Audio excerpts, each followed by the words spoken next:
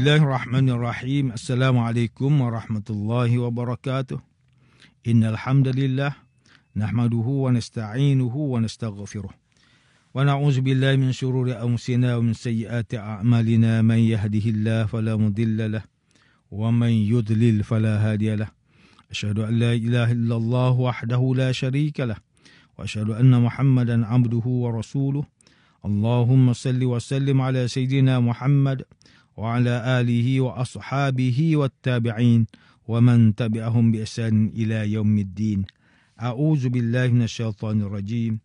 Ya ayyuhalladzina amanu taqullaha haqqa tuqatih wa la tamutunna illa wa antum muslimun. Amma ba'd. Yang berusaha Tuan Haji Ahmad Nazri Muhammad Yusof selaku penerbit rancangan tafsir Al-Quran dan seterusnya, sidang pendengar yang dirahmati Allah. Alhamdulillah, pertamanya malah kita bersama-sama merafakkan setinggi kesyukuran kehadrat Allah Subhanahu Wa Taala di atas segala nikmat kurniaan dan rezekinya yang tidak ternilai.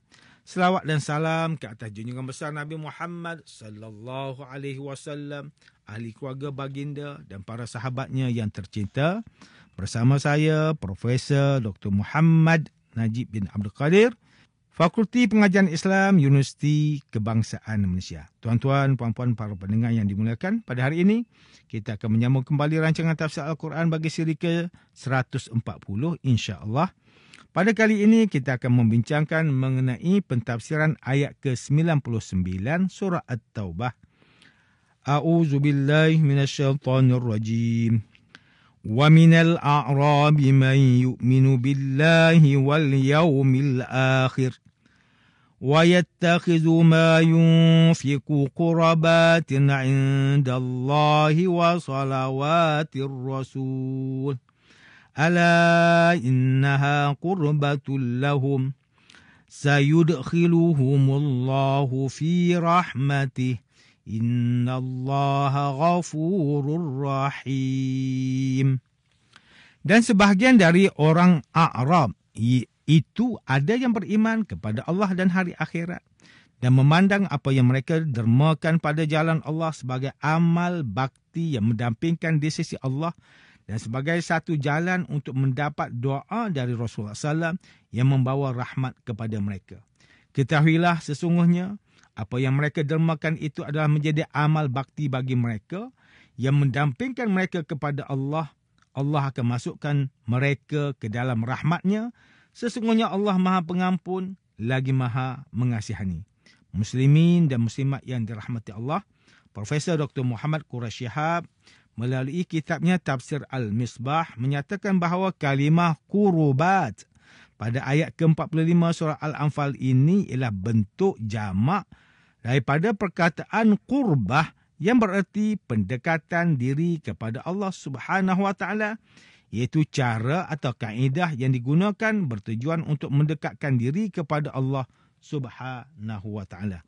Manakala bentuk jamak pada perkataan ini pula merupakan satu isyarat kepada pelbagai cara dan bermacam-macam kaedah yang digunakan oleh orang Badui untuk mendekatkan diri mereka kepada Allah Subhanahu Wa Taala.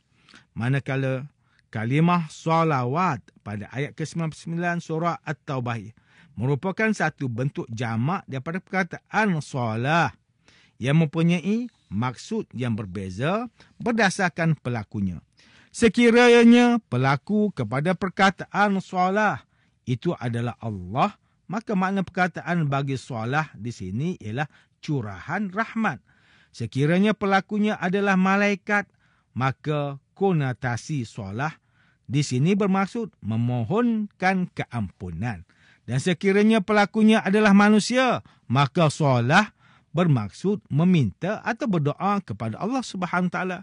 Maka pada ayat ini ulama memahami perkataan solah pada ayat ini berkaitan dengan apa yang mereka nafkahkan seperti amalan soleh dan doa Rasulullah sallallahu alaihi wasallam sebagai cara mendekatkan diri kepada Allah Subhanahu Wa Taala. Kalimah ala yang digunakan pada ayat ini pula digunakan bertujuan untuk menarik perhatian dan fokus pendengar ayat ini. Oleh disebabkan itu, ia diterjemahkan dengan makna ketahuilah. Perkataan ala juga disusuli dengan kalimah innaha yang bermaksud sesungguhnya. Penyusulan kalimah innaha selepas kalimah ala merupakan satu isyarat bahawa apa yang diharapkan oleh mereka iaitu sedekah dan amal soleh yang telah dilakukan sebagai satu jalan mendekatkan diri kepada Allah Subhanahu Wa Taala pasti akan terlaksana seperti mana mereka harapkan. Sidang pendengar yang dimuliakan, Ustaz Salahuddin Abdullah dan Ustaz Omar Khalid melalui kitab mereka Tafsir Mubin mentafsirkan ayat ke-99 surah At-Taubah ini dengan menyatakan bahawa tidak semua orang Arab Badui bersikap buruk seperti yang telah dijelaskan pada ayat ke-99 surah At-Taubah. Ada juga sebahagian daripada mereka yang benar-benar beriman kepada Allah Subhanahu Wa Taala dan hari akhirat serta mengharapkan agar sumbangan yang mereka lakukan dapat menjadikan diri mereka lebih dekat kepada Allah Subhanahu Wa Taala dan beroleh doa daripada Rasulullah sallallahu alaihi wasallam. Manakala Profesor Dr. Tengku Muhammad Hasbi As-Siddiqi menulis kitabnya Tafsir An-Nur mentafsirkan ayat ke-99 surah At-Taubah ini dengan menyatakan bahawa wahai orang yang beriman, apabila kamu memerangi golongan kafir dan kamu menjumpai mereka dalam medan peperangan, maka wajiblah bagi kamu untuk tetap bertahan dalam memerangi mereka dan mengerahkan seluruh tenaga untuk menghadapi mereka. Jangan sesekali melarikan diri dan meninggalkan medan peperangan. Ini kerana bertahan merupakan suatu keutamaan, manakala melarikan diri dari medan peperangan pula ialah suatu dosa besar. Profesor Dr. Tengku Muhammad Hasbi As-Siddiqi menyatakan lagi bahawa menurut riwayat, antara orang Badui yang beriman berasal daripada Bani Aslam, Bani Ghifar, Bani Juhainah dan Bani Muzainah. Golongan Arab Badui yang beriman, mereka mengharapkan apa yang telah dibelanjakan oleh mereka dapat mendekatkan diri mereka kepada Allah Subhanahu Wa Taala dan beroleh doa daripada baginda sallallahu alaihi wasallam. Ini kerana Rasulullah SAW sentiasa mendoakan orang yang memberi infak dan sedekah supaya mendapat berkat dan diampuni dosanya oleh Allah Subhanahu Wa Taala. Ini kerana di dalam agama kita, Islam mengatakan bahawa seseorang itu dapat mengambil manfaat dengan amalan doa oleh orang lain. Tidak seperti amalan lain, contohnya puasa yang hanya akan memberi manfaat kepada pelakunya sahaja. Pada ayat ke-99 surah At-Taubah ini juga menunjukkan bahawa pengorbanan Arab Badui yang menafkahkan harta mereka itu diterima Allah SWT dan dibalas dengan pengurniaan rahmat, keredaan dan keampunan Allah SWT kepada mereka.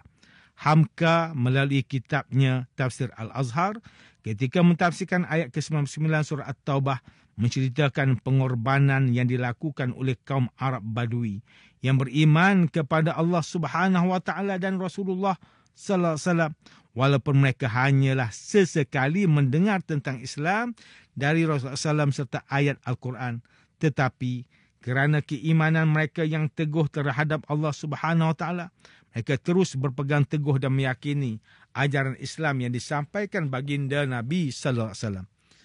Hamka menyatakan bahawa golongan Badui ini jugalah yang menjadi watak penting dalam penyebaran Islam seperti penaklukan Parsi, Rom, Mesir dan kota Konstantinopel.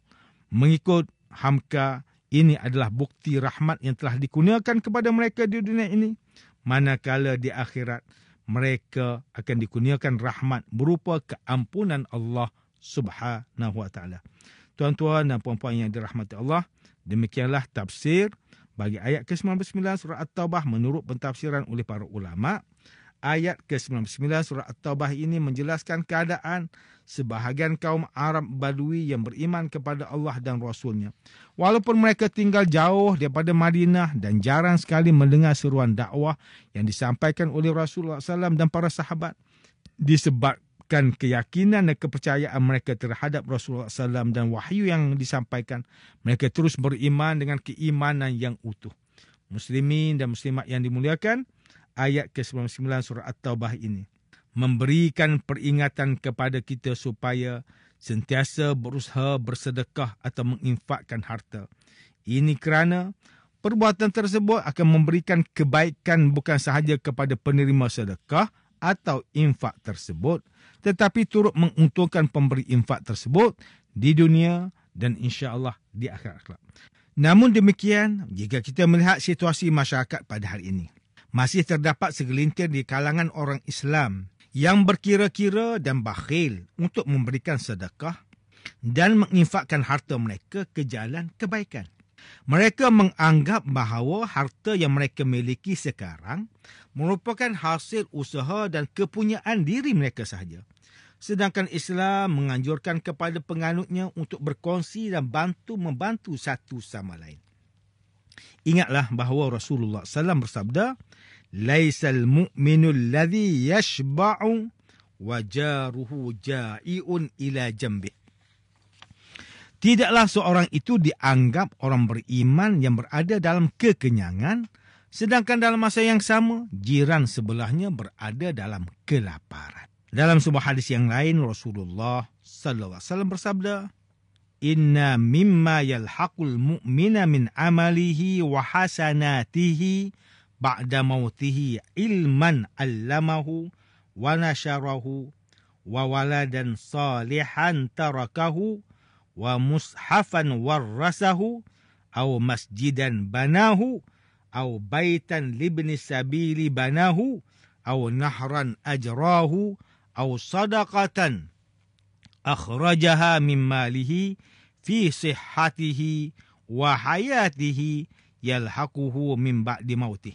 Sesungguhnya yang didapati oleh orang beriman dari amalan dan kebaikan yang dia lakukan setelah dia mati adalah ilmu yang dia ajarkan dan sebarkan, anak soleh yang dia tinggalkan, mushaf Al-Quran yang dia wariskan, masjid yang dibina, rumah bagi Ibn Sabil, musafir yang terputus perjalanan yang dia bina, sungai yang dia alirkan dan sedekah yang dia keluarkan dari harta ketika dia sihat dan hidup. Semua itu akan dihubungkan dengannya setelah dia mati. Hadis riwayat Imam Ibn Majah. Selain itu Rasulullah SAW juga bersabda, "Man naffasa am mu'minin kurbatan min kurabid dunya, naffasallahu anhu kurbatan min kurabi yaumil qiyamah. Wa man yassara ala mu'sirin, yassarallahu alaihi fid dunya wal akhirah. Wa man satara musliman satarallahu fid dunya wal akhirah.